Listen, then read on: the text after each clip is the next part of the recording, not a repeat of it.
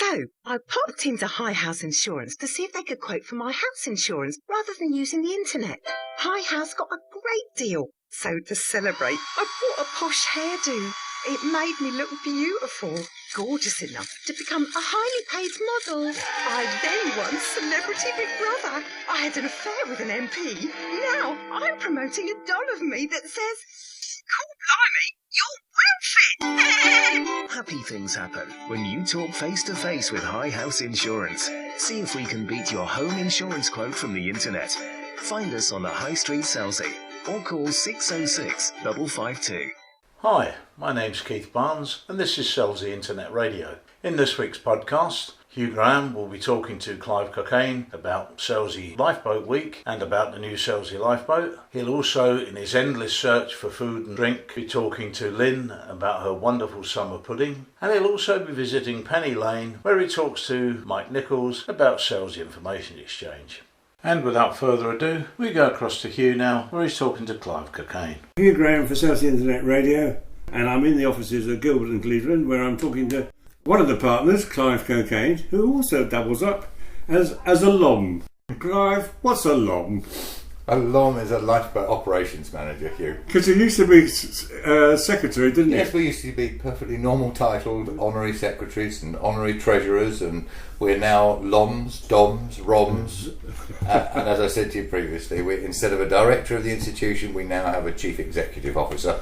Okay. But if you can get more American than that, I'm not sure how. Okay. But your father used to be the secretary, didn't he? He did, yeah. He was secretary for 25 years. So the Cocaynes have now looked after Selsey Lifeboat for how long? Well, I've been involved for 44 years. And previous to that, Des was involved for 25 years. So we're talking about, 69 years in total. So you're coming up for a century, really, aren't you? Have you had a gold watch yet? I've had a gold badge and a bar to my gold badge as well. Oh, wow. Yes. Okay. Yeah. Heady heights. Anyway, now tell me, how long have we had a lifeboat at Selsey? Originally established 1861. Yeah. With the obvious rowing lifeboat, and then some 15 years later we got the first lifeboat, which had a combination of sail and engine. Right. And now we've progressed to, as you know, state-of-the-art lifeboats that resurface in the event of capsize. Yeah. And can do almost anything in any condition. And play submarines when they're launched. Yes. Because I went down with one of those and I was quite surprised at how deep we went. Yeah, it's still quite exciting for people to experience a slipway launch. It is. It is. Now, you're getting a new lifeboat, aren't you? We are. We've been allocated the new Shannon class of lifeboat. We're running a little bit behind. We've had a slight problem with planning, and we have to have some archaeological examination in the area along the Kingsway where the new boathouse is proposed to go. Right. I've got archaeologists arriving this afternoon to mark out where their trenches and their exploration holes are going to go. They're concerned that we might have Roman remains down there. I'm sure it's probably one of Ralph Salisbury's old cow sheds myself, but time will tell. So the next 10 days will. Of course, you might always find the bones of St Wilfrid, mightn't you? We might find yes, and then we'd have to know where to bury him as well. Right, but so the new lifeboat house is going to be on the beach? It is, yeah. It's a purpose-built facility on the shore, launched by what they call currently a supercat. That's not its official name, but a piece of equipment that can actually drive itself and the lifeboat into the water with a fully submersible cab, and then one button on the boat will release the lifeboat from its carriage to go off on service or exercise. Okay, that's exciting. Very different. I mean, lifeboating like we've never seen in the past, since 1861 to the present day. All right. Big change. And what's happened to the slipway? The slipway, unfortunately, will be going. So it's not going to be a fish restaurant? No. Okay. Much as people would like it to be. It's a very expensive piece of equipment to maintain. I mean, obviously, in an exposed location, maintenance is colossal. And part of our lease is, because it's on the Queen's Crown Estates, quite clearly states that it has to be put back to how it was prior to her permission being given to build the boathouse. Right. So, Lifeboat Week is obviously really important in Selsey. Hugely important, yeah. Lifeboat Week's grown in momentum over the last 17 years. Probably when we started it, it raised some £5,000 or £6,000 during the course of the week's events. Right. It's now probably responsible for an income anywhere between £15,000 and £18,000. Really? In a series of 7 or 8 days of continuous events. So it's a huge. So it's really important. Very important. And it shows that the village is still behind the crew, doesn't it? Well, you've always got to remember that the lifeboat station and the lifeboat is the village's lifeboat. That's how right. they look upon it. Yeah. And that's why it was so sad when we lost the Maroons, because that was a signal to everybody in the village that the lifeboat was out. And then subsequently, when we were out, we used to raise the flag so that those that came out in the morning driving to work or whatever would stop at the paper shop, get an update as to why their lifeboat was afloat or what it had gone for. Some of that's gone, but the villagers still regard it, and quite rightly so, as their lifeboat. Because so many of the villages are crew, aren't they? Yes, a lot. I mean, once upon a time, as you know, it used to be almost exclusively fishermen.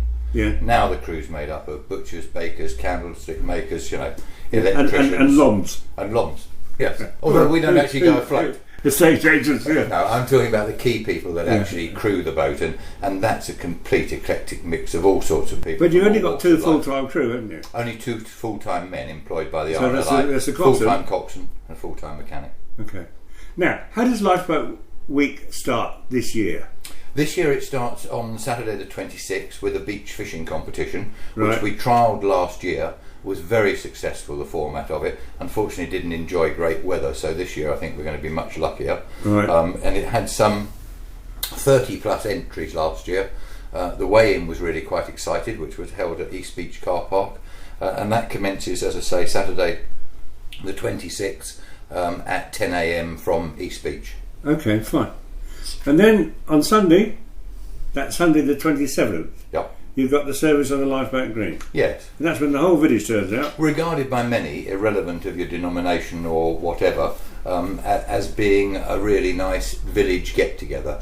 I think you've attended. We get probably somewhere in the region of 400 people who come down there. Yeah. And again, if we're blessed with good weather.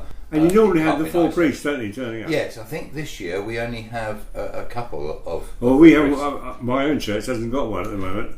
Exactly, so that explains why we're one short. But I think we're actually also, I think the Methodists haven't been able to make it either. But that's it's a lovely service. It's not long, and it's just a wonderful location. If you get that lovely blue sky background and the sun behind you, it's great. And the lifeboatmen look quite smart too. Yes, they're asked to turn out shirts and ties. I think the thing that impressed me last year was the number of ladies in the crew. Yeah. Because we tend to forget that lifeboatmen are also lifeboat ladies too, aren't they? Absolutely. Yeah. What proportion of the crew is ladies now? It's only quite small. Out of the sort of 22 on the crew, we've currently got 2 ladies. Okay. So, yeah. But they work just as hard as the blokes? Absolutely. Okay. Yeah. Right. And it says here on Monday the 28th of July that there's a lifeboat station opening evening. What's that? It's the evening when we try and encourage again, because we're now into the school holidays. We want families to come to the boathouse. We put the children inside inshore boat. We show them round the whole of the all-weather lifeboat, inside the wheelhouse, in the engine room. It's a come and meet the crew, and it's the closest you'll get to being on board a lifeboat, either inshore or offshore lifeboat, so that you can see you can see the plotters So working, really exciting, you can see isn't it? It's particularly exciting, I think, for children, but adults are only big children, aren't they? And they seem Well, to I'm in my enjoy it second just as child, much. and so I thoroughly enjoy Yeah, it. exactly. Yeah. Okay. And then on the Tuesday you've got the walk-in treasure hunt. What on earth is that? The walking treasure hunt is exactly as it says. It starts from the lifeboat compound. It invariably finishes at one of the pubs in the village, either the Lifeboat yeah, Inn I might go there. or the Fisherman's Joy. Yeah. It's a series of clues that we try and take people into some of the lesser known parts of the village, but likewise make it as interesting as possible. And again, is nearly, I think last year we had in excess of 100 people on the walking treasure hunt. Okay, that's So brilliant. yes, excellent. All right. And there's quiz night at the Seal. That'll be fun. Quiz night at the Seal is hectic. It's absolutely rammed. We always have the same quizmaster, Malcolm, who puts on an excellent quiz, and it's just it's a packed house. It's another great fundraiser for us, and quite a lot of fun. And Kiki likes it, doesn't she? Kiki loves it. It's not too testing either. We have some slightly difficult questions, but also some sensible general knowledge and quite a lot of fun questions as well. Okay. And then they got race night at the Royal British Legion on the Thursday. Yeah, that's one of these professional companies that comes in with the films, and you can bet on the tote, and you can have you can buy a horse, and again another great fundraiser as far as we're concerned. Always well supported. A lot of the British Legion members are there, and likewise a lot of other people from the village are now getting to know, and they come along as well. Okay, and I see that on the 1st of August you've got Fur Day. On the 1st of August we've got Fur Day. Where have we got Fur? Somebody can't spell Friday. Oh really? No.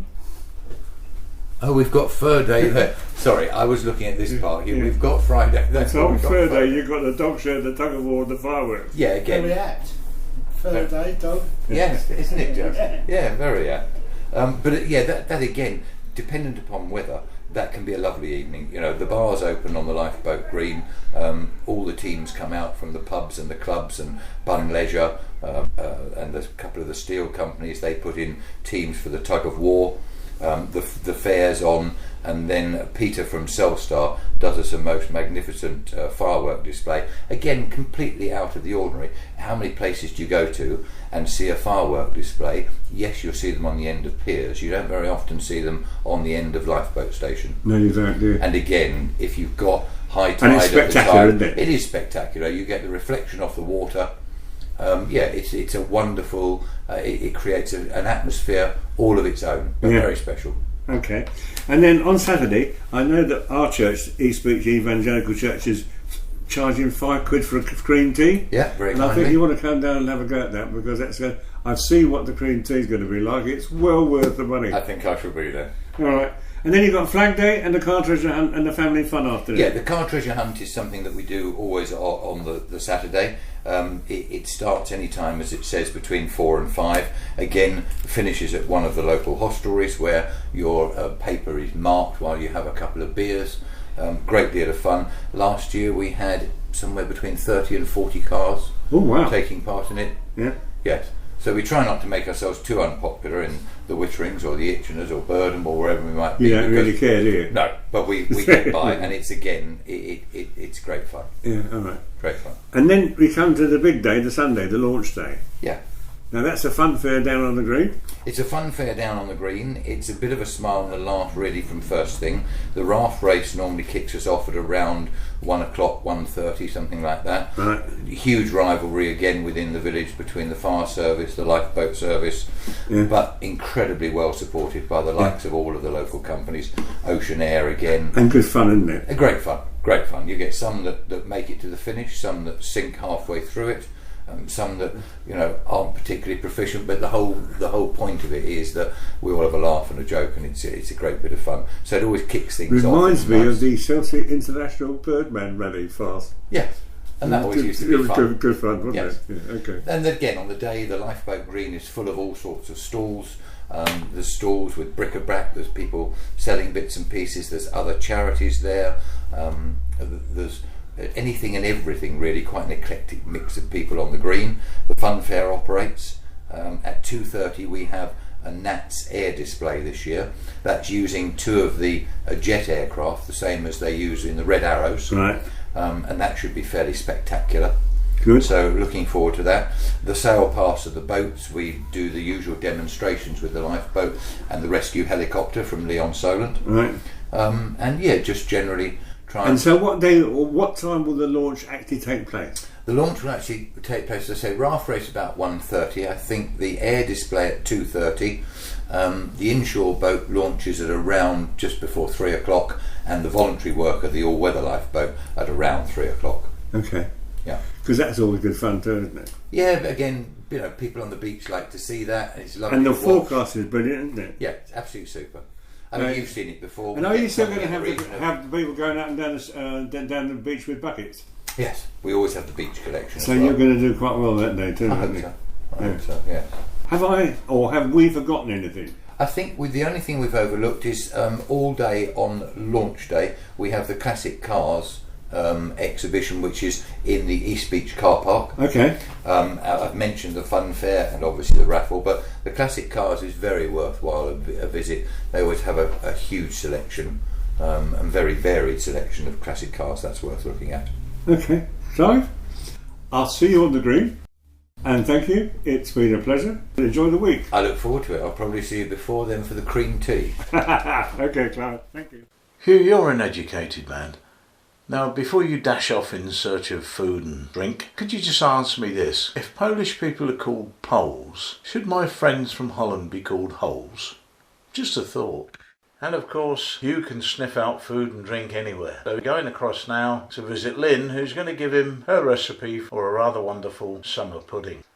He might be disappointed because it doesn't contain wine. Good morning, Lynn. It's nice to see you. Yes, Hugh, thank you. What are we going to be cooking this week? With this weather, summer pudding.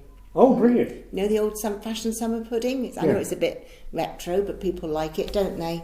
For this one, the equipment you're going to need is a 2-pint pudding basin. All right? Okay, yeah. And some stale bread. This is a good way to use up don't want it too stale, but just a little. You don't want it mouldy. All right, okay. Just a little bit stale, all right? So 1 pound, 14 ounces, about 750 grams then, of mixed summer fruit. Now that could be anything. Blackberries, raspberries, strawberries, anything. red currants, black currants and Cherries, stuff. blueberries. Gooseberries? Not really, no. You're looking for like a ready sort of... Okay, all right. No, gooseberries would make it quite tart, I think. Well, if you liked it a bit tart, you could stick a bit few in there, couldn't you? But no, not gooseberries. Then you want... Could you use frozen fruit? You could, but it doesn't go so well. Okay. I have to say that. I always find that with fruit, if it's frozen, it goes soggy and that's the end of it. Okay. And it also goes a little bit tasteless, doesn't it? I don't know. Yeah, I like my fresh fruit. Use your fresh fruit. All right. And you can always get fruit that's going over a little. Yeah. You know, anywhere you go, people will sell you fruit that's going over a little this time of year. 6.5 ounces of caster sugar, so 1 pound 14 ounces of summer fruit. A medium loaf, good quality white bread, slightly stale. All right. Yeah. 2 tablespoons of blackcurrant cordial. Okay. You could use cassis, but I don't. Yeah. I use cordial. Place the fruit in a pan and remove the stems from the red currants with a fork. Do you know how to do that? Yeah. So that you're shredding them. It saves you picking them up and trying to pick the ends off. Get a fork and just push it over the fruit. Pour the sugar over the fruit and stir gently to mix it together. So you've got the sugar over the fruit, let it permeate. If you've got time, cover the pan with a tea towel or cling film and leave it for 3 to 5 hours. Sometimes overnight. So it really permeates it to get the juices running. Then place the pan over a moderate heat and bring it gently up to the boil. I love to see fruit boiling. It's my jam making thing. I love it. Yeah. Yeah, it reminds me of home. While the fruit is simmering, cut the bread into thin slices and remove all the crusts. All right? And when the juices are beginning to flow, raise the heat slightly and simmer for about 2 to 3 minutes. Then turn off the heat and stir in the blackcurrant cordial. All right? Okay. Cut a round out of 1 slice of bread to fit the bottom of the bowl. Yeah. So you're going to line the bottom of the bowl and then cut the remaining slices into triangular wedges. Do you notice how I'm using my hands, Hugh? Yeah. When I talk to you, I use my hands. Sorry, everybody. So you're going to cut it into triangular wedges. So I see that covers the whole surface of the inside of the bowl. That's what you want to do. You're lining your bowl with bread. Okay, yeah, all right? fine. Dip one side of the bread circle into the juices in the pan containing the liquid. All right? Then place the circle in the bottom of the basin, juice side down, and do the rest with the rest of the bread and line your basin so that it's sticking, all right, to the bowl, with the dip side facing downwards. The tips of the bread triangles will be sticking up from the top of the bowl at this stage, all right? Once the bowl is completely aligned with the juice-soaked bread, be sure to plug any gaps with small pieces so it's like you can play around with this. Spoon all the fruit and its juices into the pudding basin and trim the tips of bread from around the edge. Okay. All right. Cover the top of the fruit with more wedges of bread. Place the pudding basin on a plate to collect any juices. Yeah. You've made a pie, really, haven't you? You're making a pie. You're making a fruit pie with bread. Yeah. No pastry making. Yeah. Find a saucer that fits neatly inside the bowl. So most saucers do into a 2-pint pudding basin, and place it on top to cover the layer of bread. So effectively... Oh, so you're compressing it? You're compressing it. So you can put some weights on top of that saucer as well. Tins of baked beans, anything that you can find in the cupboard. Just put it on the top and press it down. And let it cool in the fridge overnight. Okay. Overnight's good. The next day, remove the weights in the saucer, run a thin blade around the outside of it, turn it upside down onto a shallow serving plate. And you've got something that looks like a steak and kidney pudding. Yeah, a summer pudding, but it's all nicely dark with all the juices of the fruit, and serve it up with some lovely clotted cream. Yummy. I think that sounds brilliant. It does, doesn't it? A lovely summer pudding. Yeah. So it's nice cold pudding. Yeah. And you've got all the fruit and the bread. You don't taste its bread anyway, so it's lovely. Okay, well that sounds wonderful. I'm going to have a go at it. Okay. Thanks a lot, Lynn. Thank you, Hugh. And now straight over to Penny Lane, where we find Hugh talking to Mike Nichols about Selsey Information Exchange. And this item this week is sponsored by our friends at Star Advertising Products. Right, this morning we're going to be talking about the Selsey Information Exchange, which anybody can find in Penny Lane, which is opposite the Crown in the High Street. Okay, so tell us about Six then, Michael.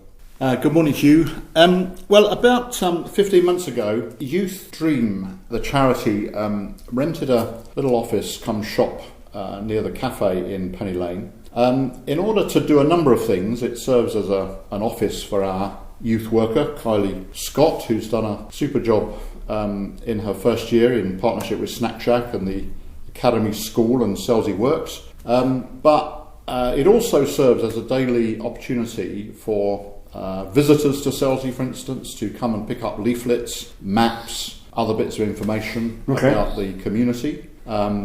We get a lot of newcomers to the town who come in and ask about activities and organisations that are going on.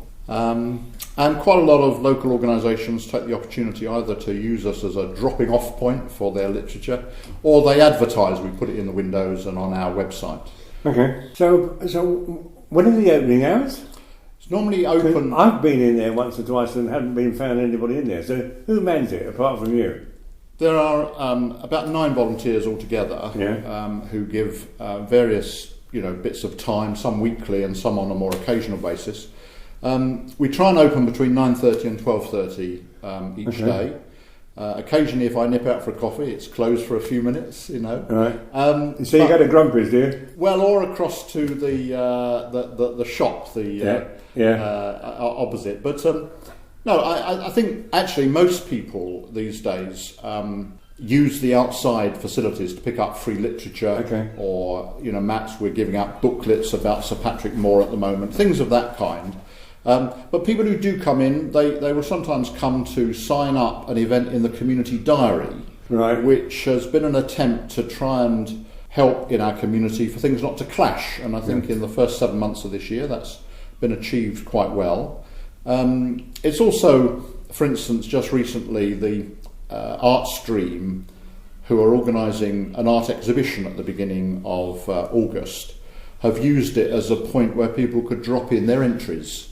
And things like that. So it's a variety of opportunities. We give out poppies for people who want to take part in the Selsey Turns Red scheme. That's the seed, not the blooms, isn't it? That's right. Yes. Yeah, okay. So a whole variety of things where people are glad to use it, and of course the Selsey Internet Radio uses it as a base, and it holds occasional meetings for small numbers of people, and a variety of things to serve the community. Right, now, if people can't get down for whatever reason, can they phone you? Yes, we're on 01243 201 616. Okay. And when the phone is not manned, then it automatically goes on to a mobile phone. So it's available 24 hours a day. Okay. And next Monday, we're launching a new service called Good Morning Selsey, where we're offering to phone people each day, just literally to say good morning. It's just a service to help where people feel lonely or isolated, perhaps can't get out very much, and the first 3 months are free to see how we get on with a trial period. Okay. And after that, how much does it cost? Well, after that, from October onwards, if people would like to continue with the service, then we're going to ask for £10 per year, which will just cover the costs of actually providing the service. It's all being done by volunteers, but there will be that need for a small charge just to cover the cost of the office and the phone and so on. I think that for people who have just been recently widowed or become widows, it would be a lovely thing to do. Well, it's just a friendly service. Loneliness is a big issue in our society generally, and obviously in our community. Like all others, so it's just a little contribution to try and help that particular. I think that sounds like a lovely idea. All right then, well thanks a lot, Mike. My pleasure, Hugh, thank you.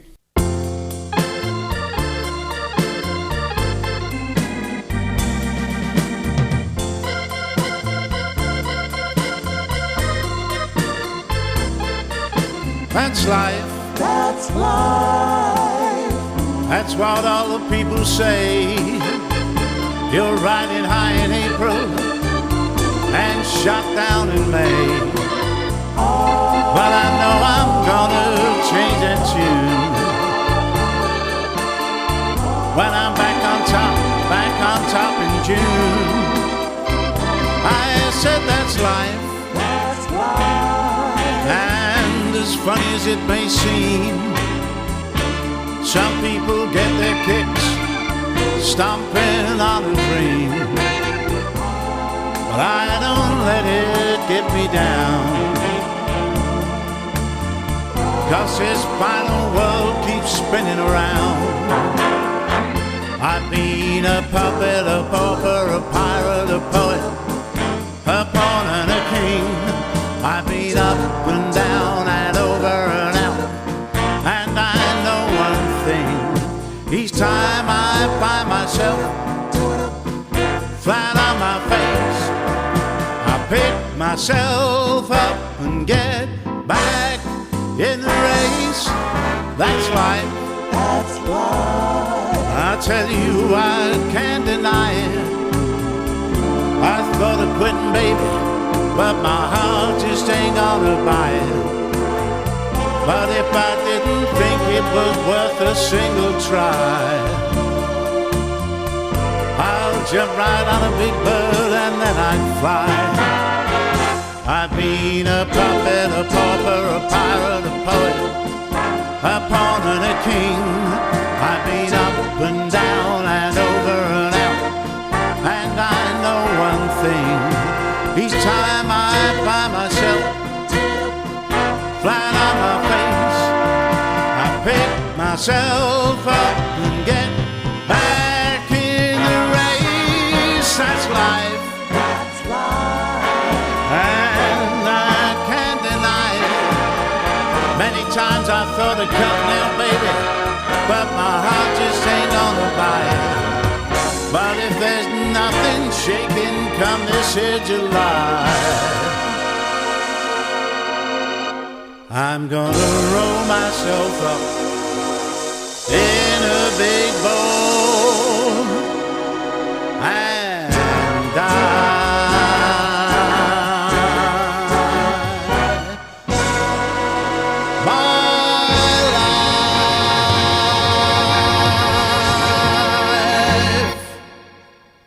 That was my alter ego Bobby Barnes singing a track from his Stargazing album there. I didn't play it to be self-indulgent, I played it to start the ball rolling, because here at Selsey Internet Radio we want to hear from local talent. If you're a local singer-songwriter, guitarist, you're in a band and you'd like us to play one of your tracks, send it through to me, Keith Barnes 49 at AOL.com, in MP3 format, and we'll put it on the podcast for you. Now, I know from my work with Sakos there's an awful lot of talent in this area. So come on, Selsey, let's show them that Selsey really has got talent. And on that note, that's just about it for this week. I'd like to say a great big thank you to our sponsors, High House Insurance and Star Advertising Products, to all our contributors, to Hugh Graham, and especially to you for listening. We'll see you again soon. Bye.